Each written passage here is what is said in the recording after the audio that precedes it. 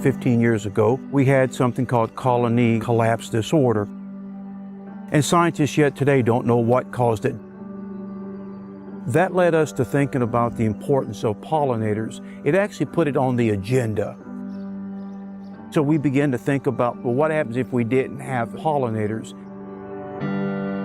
1 out of 3 bites of food is due to a pollinator. When I took this job 3 years ago, I was completely surprised how few people actually knew that there was a problem to begin with. So even though this has been going on for decades, there's still a lot of people that don't realize there is a problem with our pollinators and we need to help protect them. A lot of the foods that we eat every day depend on pollination to even exist. As they go from flower to flower collecting nectar, they're transferring pollen from one plant to another. Plants can't just get up and walk across the field to reproduce, so they've enlisted the help of pollinators. Bees and butterflies and hummingbirds and bats come and visit and help fertilize them so that they can grow and bear fruit. Native pollinators suffer from habitat loss, pollution. Climate change is a big factor as well. When we have temperature fluctuations, that can affect timelines of when they come out and are active. There's key things that causes them problems. Pesticides, chemical use, loss of habitat, countless numbers of diseases, things like mites. And so this is what makes it very difficult to understand pollinators. You don't have a smoking gun. You have many, many things that all impact pollinators in general. So to educate people, this is a very public space. We've set up honeybee hives and native bee homes right here in the middle of the garden. So they're helping our produce grow, and then everything is harvested and taken into the restaurant, used typically the same day, so you can see the whole process here right before your eyes. Here, we don't use any chemicals of any kind on the garden. We use companion planting and other pest control methods in lieu of any chemicals. And you know what? At the end of the day, we've got holes in some of our greens, and that's okay. The chef knows that it tastes exactly the same, whether or not it's been shared with some other bugs. So we're lucky in that regard that we can do that here.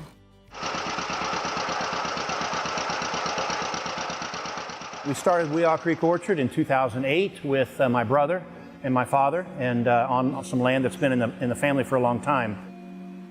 I really wish we didn't have to use pesticides at all. I don't like to use them. If we don't use the pesticides, if we don't use the sort of spray we have to have, we do not get a good enough quality apple that anybody will eat it. Nobody wants to bite into an apple and see half of a worm. You can't stay in business that way. We've got to spray, but we keep in mind that we've got to have animals around that are helpful. So we've got to make sure that the pollinators that are out there can live. So in general, the pollinators go away in the evening. So if we have to spray, we're going to spray in the evening.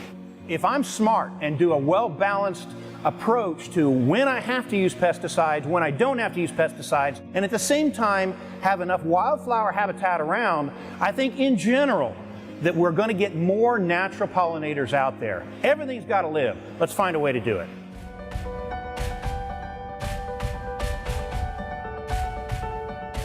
Here in our lab, we've been conducting research for the last 20 years, and we're looking at ways to help honeybees. And one of the best ways is through bee breeding, where you can take a certain trait and influence it through instrumental insemination. One of the prime factors is colony survival. Can a colony survive this parasitic mite and viruses? So we look at different factors and we evaluate those and we select, but having that diversity is very important. The decline in overall pollinator health is something that we need to stay focused on. If you look across the landscape, there is improvements being done. It's slow, it's here, it's not fast like we want it, but it's happening.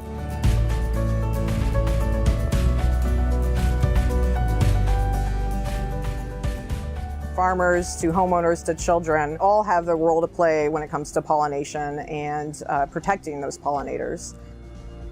Homeowners have a very important role, and that's because these urban areas are becoming desolate with just grass, monoculture grass farms, right? There's not a whole lot of flowers out there. And so making sure that you plant flowers, making sure that you have flowers throughout the season. So you can purchase different flowers that bloom at different times. So you have early bloomers and late bloomers.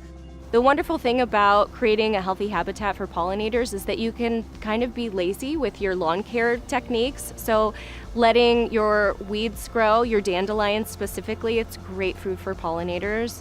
Don't be so quick to mow your lawn. Leaving your garden the way it is in the fall can create a great habitat for pollinators to overwinter. Something that I've learned from honeybees specifically, the way that their society is set up, everything is done for the greater good. A lot of times a honeybee colony is referred to as a superorganism, so basically one being, even though it's made up of 20 or 30,000 teeny tiny beings, doing everything for the good of the group, which I think that we as humans can learn a lot from. I have children, and I hope that they can have a world where the fruits and vegetables are plentiful and bountiful, and we don't have to worry about those types of things. We'd like to challenge everyone to do something in their landscape, whether it's 1 plant, 50 plants, 1/10 of an acre, a farm field on the edges, or a waterway, whatever it is, to think about what can I do to help pollinators. Then in return, we're blessed with better food, healthier food, an environment that's more colorful, and to have creatures like we have here, bees, honeybees, butterflies, that's around us, that just makes our life that much better.